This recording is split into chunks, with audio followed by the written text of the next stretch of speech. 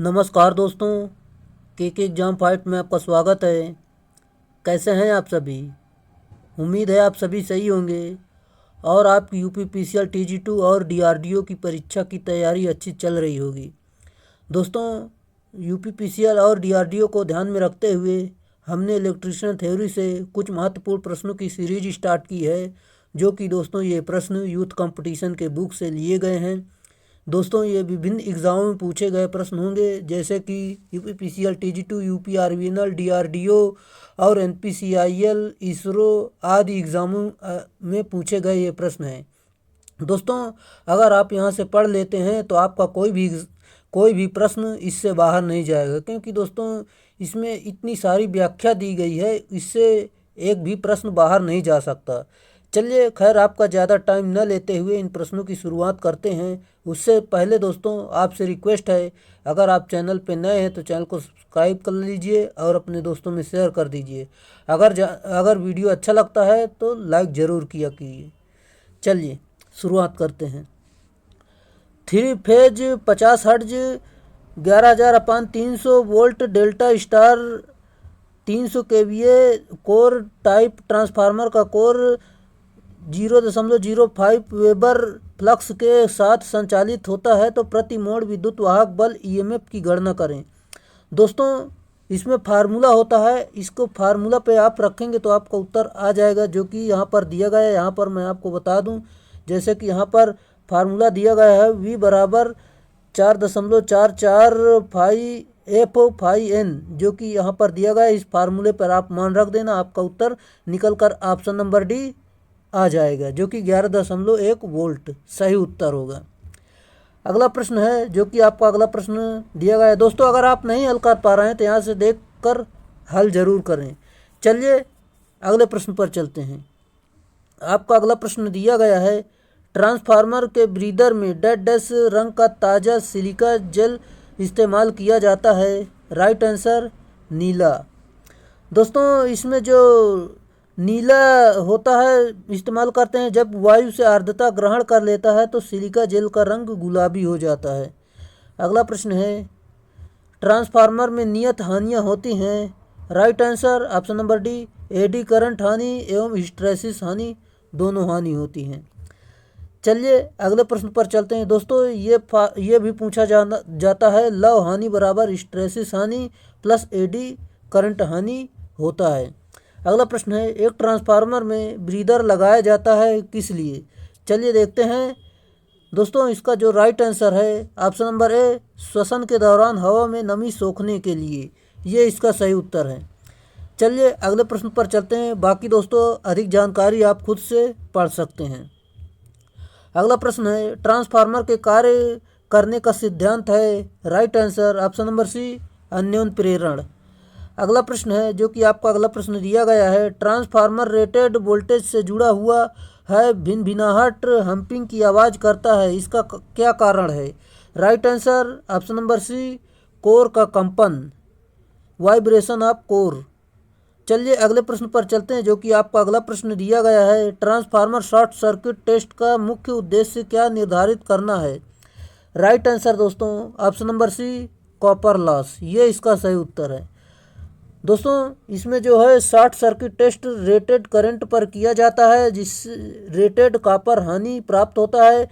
इस टेस्ट में केवल निम्न वोल्टता कुंडलन को तार से लघु पतित यानी शॉर्ट सर्किट किया जाता है। अगला है, जो कि स्थिर वोल्टेज और सप्लाई फ्रीक्वेंसी पर किसी ट्रांसफार्मर में निम्नलिखित में से कौन सी हानि एक समान बनी रहती है? राइट आंसर कोर हानि, ये इसका सही उत्तर है। बाकी दोस्तों अधिक जानकारी डिस्क्रिप्शन द्वारा देख सकते हैं। अगला प्रश्न है, एक कोर टाइप के ट्रांसफार्मर में, राइट आंसर दोस्तों ऑप्शन नंबर सी, एक चुंबकीय पथ होता है, ये इसका सही उत्तर है। चलिए अगले प्रश्न पर चलते हैं, जो कि आपका अगला प्रश्न यहाँ पर दिया गया है, उस ट्रांसफार्मर को क्या कहा जाता है जिसमें कॉमन लेमिनेटेड कोर पर एक से अधिक प्राइमरी या एक से अधिक सेकेंडरी वाइंडिंग होती है? Right answer option number D, multiple winding transformer कहते हैं। अगले प्रश्न पर चलते हैं। जो कि आपका अगला प्रश्न दिया गया है, ट्रांसफार्मर में उस वाइंडिंग को क्या कहते हैं जो आपूर्ति से जुड़ी होती है? Right answer option number B, primary winding. ये इसका सही उत्तर है। अगला प्रश्न है, ट्रांसफार्मर में शॉर्ट सर्किट टेस्ट का मुख्य उद्देश्य क्या निर्धारित करना है? सही उत्तर है option number A, copper loss. अगले प्रश्न पर चलते हैं दोस्तों, आप अधिक जानकारी डिस्क्रिप्शन द्वारा देख सकते हैं। आपका अगला प्रश्न दिया गया है, ट्रांसफार्मर की वाइंडिंग के लिए कौन सा वायर प्रयुक्त किया जाता है? Right answer option number D, super enamelled copper wire. ये इसका सही उत्तर है। अगला प्रश्न है, एक स्टेप अप ट्रांसफार्मर की निम्न में से कौन सी वाइंडिंग में टर्न्स की संख्या अधिक होती है? सही उत्तर है option number C, secondary winding. ये इसका सही उत्तर है। चलिए बाकी दोस्तों अधिक जानकारी आप देख सकते हैं, पढ़ लेना। दोस्तों ये सवाल है, आप पेन कापी जरूर उठाइए और इस सवाल को हल करिए। एक 300 केवीए 6600 V/400 वी वोल्टेज, मतलब voltage 50 hertz delta star connected 3 phase transformer का प्रति टर्न वोल्टेज 7.9 वोल्ट है। निम्न वोल्टेज और उच्च वोल्टेज साइड पर टर्न्स की संख्या क्रमशः। चलिए दोस्तों देखते हैं।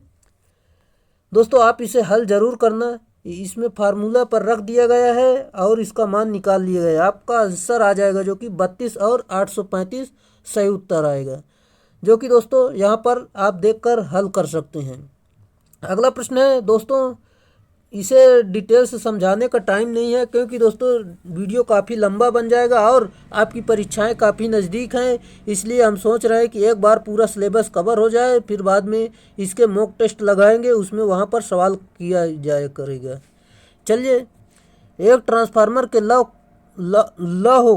लॉस को किसके योग के रूप में व्यक्त किया जा सकता है? दोस्तों इसका जो सही उत्तर होगा आप यहाँ पर देख सकते हैं, ऑप्शन नंबर यहाँ पर जो, चलिए देखते हैं, एडी करंट लॉस दोस्तों ये भी होता है, जबकि दोस्तों और परावैद्युत लॉस ये भी होता है। चलिए ये नहीं होता दोस्तों, कॉपर लॉस होता है। एडी करंट लॉस और कॉपर लॉस ये दोनों होते हैं। Option number C, option number B दोस्तों, एडी करंट लॉस और हिस्टैरिसीस लॉस होते हैं, सॉरी एडी करंट लॉस और हिस्टैरिसीस लॉस होते हैं, जो कि आप देख सकते हैं।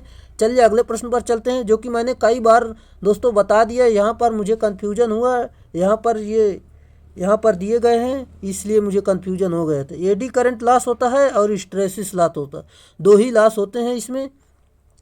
चलिए अगले प्रश्न पर चलते हैं, जो कि आपका अगला प्रश्न दिया गया है, ट्रांसफार्मर की सामान्य दक्षता अधिकतम कब होती है? सही उत्तर है ऑप्शन नंबर ए, जो कि यह एक लोड पर चलता है जब कॉपर लॉस आयरन लॉस के बराबर है। ये इसका सही उत्तर है। बाकी दोस्तों आप देख सकते हैं। अगला प्रश्न है, विद्युत चित्रांकन में एक ट्रांसफार्मर को किस प्रकार दर्शाया जाता है? सही उत्तर है ऑप्शन नंबर सी, 2 प्रतिच्छेदन वृत्त। ये इसका सही उत्तर है। अगला प्रश्न दिया गया है दोस्तों, सवाल है, आप इसे जरूर हल करें। समान वोल्टेज पर short circuit current full load current का 4 गुना और फुल लोड स्लिप 3% है, तो फुल लोड टॉर्क 1/4 पर स्क्वायरल केज मोटर स्टार्ट करने के लिए अपेक्षित एक ऑटो ट्रांसफार्मर में आवश्यक प्रतिशत टैपिंग कितनी होगी? दोस्तों आप हल करेंगे तो आपका इसमें उत्तर निकल कर आएगा ऑप्शन नंबर बी, 72%। यहाँ पर देख सकते हैं फार्मूला है, फार्मूले पर मान रख देना, आपका आंसर निकल कर आ जाएगा। अगला प्रश्न है, एक ट्रांसफार्मर स्टार मतलब डेल्टा स्टार कनेक्शन के लिए निम्नलिखित में से कौन सा सत्य है? दोस्तों इसका जो सही उत्तर हो जाएगा, यहाँ पर आप देख सकते हैं, उन अनुप्रयोगों के लिए किया जाता है जहां वोल्टेज को बढ़ाने की आवश्यकता होती है। ये इसका सही उत्तर है। अगला प्रश्न है दोस्तों, अधिक जानकारी यहाँ पर देख सकते हैं, काफ़ी अच्छी जानकारी दी गई है। ताम्रहानि डैश डैश पर नगण्य होती है। सही उत्तर है निर्भर यानी नो लोड, इसका सही उत्तर है। कुंडलन वाइंडिंग यानी वाइंडिंग प्रतिरोध की वजह से होने वाली हानियों को डैश डैश कहा जाता है। सही उत्तर है ताम्रहानियाँ। दोस्तों ताम्रहानि बराबर I² R होता है। ट्रांसफार्मर कोर के निर्माण के लिए सामान्यतः निम्नलिखित में से किस सामग्री का प्रयोग किया जाता है? सही उत्तर है सिलिकॉन स्टील। सिलिकॉन स्टील का प्रयोग करते हैं और सिलिकॉन स्टील के प्रयोग के लिए हिस्टैरिसीस हानि को न्यूनतम भी किया जा सकता है। ये इसका व्याख्या है दोस्तों। धारा ट्रांसफार्मर में प्राथमिक टर्नों की संख्या हमेशा होती है। दोस्तों इसका जो सही उत्तर होगा ऑप्शन नंबर सी, द्वितीयक टर्नों की संख्या से कम। ये इसका सही उत्तर होगा। चलिए दोस्तों, आगे जाने से पहले आपको मैं कुछ बताना चाहूँगा। दोस्तों ये टेलीग्राम चैनल है, चाहे तो आप इसे ज्वाइन कर सकते हैं, यहाँ पर इसकी PDF मिल जाएगी। चलिए अगले प्रश्न पर चलते हैं, जो कि आपका अगला प्रश्न दिया गया है। ट्रांसफार्मर की अधिकतम दक्षता के लिए सही उत्तर है ऑप्शन नंबर ए, ताम्र हानियाँ और लौह हानियों के बराबर होनी चाहिए। ये सही उत्तर है। अगला प्रश्न है, जो कि एक आदर्श ट्रांसफार्मर के लिए यदि I2/I1 बराबर 2 है और E2 बराबर 100 है तो E1 का मान क्या होगा? दोस्तों देखिए, बिल्कुल सिंपल सवाल है, इस मान पर रख देना, आपका उत्तर निकल कर आ जाएगा 200। दोस्तों हल कर कर जरूर बताइए कि आपका उत्तर इतना आया। चलिए, एक ट्रांसफार्मर निम्नलिखित में से किस पैरामीटर को रूपांतरित करता है? सही उत्तर है ऑप्शन नंबर सी, शक्ति। ये इसका सही उत्तर है। पावर ट्रांसफार्मरों को ठंडा करने के लिए सर्वाधिक प्रयुक्त विधि कौन सी है? सही उत्तर है option number A, air blast cooling. ये इसका सही उत्तर है। अगले प्रश्न पर चलते हैं, जो कि आपका अगला प्रश्न दिया गया है, यहाँ पर देख सकते हैं।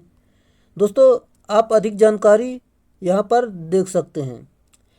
निम्न में से किस ट्रांसफार्मर में द्वितीयक वाइंडिंग को हमेशा बंद रखा जाता है? सही उत्तर है धारा ट्रांसफार्मर, यानी करंट CT, करंट ट्रांसफार्मर। चलिए अगले प्रश्न पर चलते हैं। आइसोलेशन ट्रांसफार्मर का घुमाव अनुपात क्या होगा? सही उत्तर है 1:1। ये इसका सही उत्तर है। यदि 200 kVA और 2000/200 वोल्ट ट्रांसफार्मर की माध्यमिक वाइंडिंग है तो 100 मोड़ है तो इसकी प्राथमिक घुमावों की संख्या डैश है।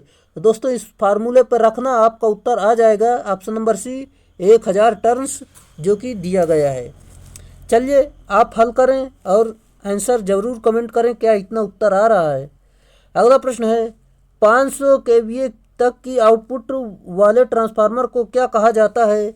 सही उत्तर है दोस्तों, इसका जो सही उत्तर है यहाँ पर देख सकते हैं ऑप्शन नंबर सी, वितरण ट्रांसफार्मर, डिस्ट्रीब्यूटर, यानी डिस्ट्रीब्यूशन ट्रांसफार्मर कहते हैं इसे। अगला प्रश्न है आपका, लेमिनेशन और इंसुलेशन के कारण प्रभावित मूल क्षेत्र लगभग पूर्णतः कम हो जाती है। सही उत्तर है 10%। अगला प्रश्न है, किन ट्रांसफार्मरों का उपयोग बैटरी चार्जर में किया जाता है? सही उत्तर है स्टेप डाउन ट्रांसफार्मर का उपयोग करके। दोस्तों स्टेप अप ट्रांसफार्मर का उपयोग निम्न वोल्टता को उच्च वोल्टता में बदलने के लिए किया जाता है। करंट ट्रांसफार्मर का उपयोग उच्च धारा को मापने के लिए किया जाता है। पल्स ट्रांसफार्मर का उपयोग इलेक्ट्रॉनिक्स में करते हैं। अगला प्रश्न है, विभव ट्रांसफार्मर का उपयोग है? Right answer step down transformer. चलिए अगला प्रश्न है आपका, धारा यानी करंट ट्रांसफार्मर का उपयोग है? दोस्तों इसका जो सही उत्तर हो जाएगा, आप यहाँ पर देख सकते हैं, आपका उत्तर है option number D, step up transformer. दोस्तों यह उच्च धारा को निम्न धारा में बदलता है और इसके प्राथमिक में एक बर्तन यानी बस बार होता है, जो द्वितीयक में कोई बर्तन यानी कोई लपेटे नहीं होते। जब धारा ट्रांसफार्मर कार्य में ना हो तो इसके द्वितीयक सिरों को कॉपर प्लेट से लघुपतित यानी शॉर्ट सर्किट कर देना चाहिए। यहाँ पर इसका फिगर द्वारा आप समझ सकते हैं। अगला प्रश्न है, निम्नलिखित में से कौन से ट्रांसफार्मर का इनपुट की तुलना में निम्न आउटपुट वोल्टेज होता है? सही उत्तर है अवक्रम ट्रांसफार्मर। अगले प्रश्न पर चलते हैं, गैल्वेनिक आइसोलेशन किस प्रकार के ट्रांसफार्मर में प्रदान किया जाता है? राइट आंसर ऑटो ट्रांसफार्मर में। अगला प्रश्न है, एक ट्रांसफार्मर का कार्य सिद्धांत पर आधारित है? राइट आंसर दोस्तों ये तो सभी को पता होगा, जो कि इसका सही उत्तर हो जाएगा ऑप्शन नंबर बी, अन्योन प्रेरण सिद्धांत पर, जो कि देख सकते हैं आप। अगले प्रश्न पर चलते हैं, जो कि आपका अगला प्रश्न दिया गया है। निम्नलिखित में से किस प्रकार के ट्रांसफार्मर में द्वितीयक कुंडली को हमेशा बंद यानी क्लोज्ड रखा जाता है? सही उत्तर है करंट ट्रांसफार्मर यानी सीटी।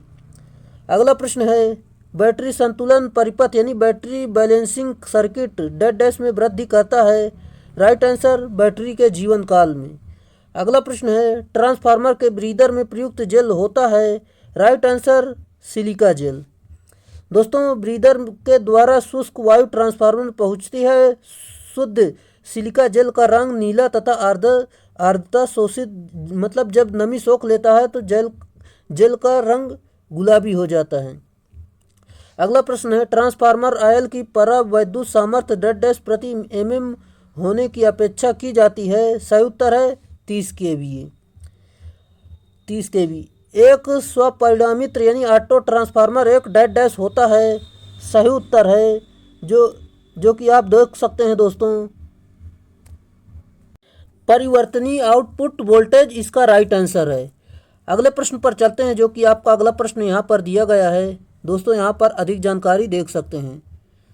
अगला प्रश्न है आपका, किसी ट्रांसफार्मर निम्नलिखित में से किस शीतलन प्रणाली को प्राथमिकता नहीं दी जाती है? सही उत्तर है option number D air blast cool water field, ये इसका सही उत्तर है।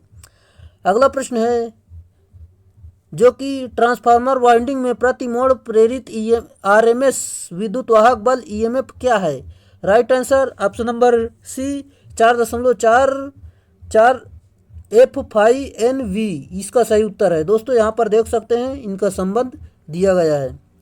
अगला प्रश्न है दोस्तों, आपका अगला प्रश्न दिया गया है। सवाल है दोस्तों, आप इसे हल जरूर करें। 250/3000 volt 50 hertz single phase transformer के कोर में अधिकतम प्रवाह घनत्व 1.2 वेबर प्रति मीटर स्क्वायर है यदि विद्युत वाहक बल ईएमएफ प्रति मोड़ 8 वोल्ट है। द्वितीयक मोड़ की गणना करें। दोस्तों, इसे हल करेंगे, इसके फार्मूले पर रख देंगे तो आपका उत्तर जो कि निकल कर आ जाएगा। सिंपल सा फार्मूला है, आपका उत्तर आएगा 375 आ जाएगा। अगले प्रश्न पर चलते हैं, जो कि आपका अगला प्रश्न है, ग्लास के साथ सिलिका जेल ब्रीदर फिट किया जाता है ताकि क्रिस्टल का रंग दिखाई देता रहे। क्रिस्टल जब नमी अवशोषित कर देता है तब उसका रंग नीले से बदल कर निम्नलिखित में हो जाता है। राइट आंसर गुलाबी, मैंने कई बार आपको बता दिया। अगले प्रश्न पर चलते हैं, जो कि आपका अगला प्रश्न दिया गया है, करंट ट्रांसफार्मर के प्राइमरी सर्किट में जब करंट प्रवाहित हो रही हो तो तब सेकेंडरी परिपथ को राइट आंसर खुला नहीं रखा जाता, ये इसका सही उत्तर है।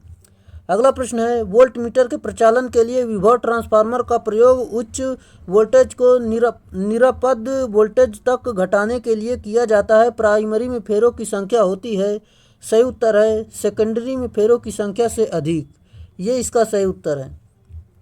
अगला प्रश्न है, पावर ट्रांसफार्मर की लव क्रोड में पटलन करने का प्रयोजन निम्नलिखित घटाना होता है। सही उत्तर ऑप्शन नंबर सी एडी यानी भंवर धारा हानि। दोस्तों, यहाँ पर फार्मूला दिया गया है, आप देख सकते हैं भंवर धारा हानि का। दोस्तों, ये थे प्रश्न, जो कि 50 प्रश्न आज हमने किया। ऑलरेडी कल की वीडियो में और परसों की वीडियो में हमने 100 प्रश्न कर लिया है। अगर आपने उसे नहीं देखा है तो प्लेलिस्ट में जाकर उन्हें भी ज़रूर देखें, क्योंकि दोस्तों ये आपकी परीक्षा के लिए काफ़ी महत्वपूर्ण साबित होंगे। यहीं से दोस्तों हर प्रश्न यहीं से आपको मिल जाएगा।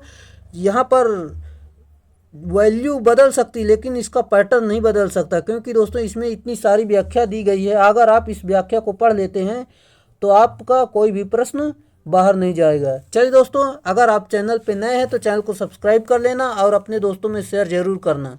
अगर वीडियो अच्छा लगा हो तो लाइक ज़रूर कर दीजिए। चलिए आज के लिए इतना ही, फिर मिलेंगे नेक्स्ट वीडियो में, तब तक के लिए बाय।